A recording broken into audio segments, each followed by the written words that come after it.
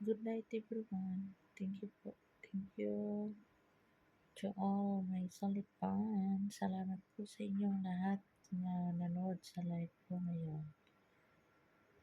Good night. Sweet dreams. Now, Qatar time, 11:35 night. So, matulog na ako kasi bukas may trabaho pa ako.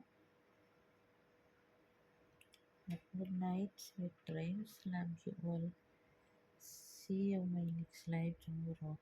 Every day my live, 7 o'clock. Bye bye. See you tomorrow. Good night, sweet dreams, and good night. Salamat sa inyong lahat na laging nanood sa live ko.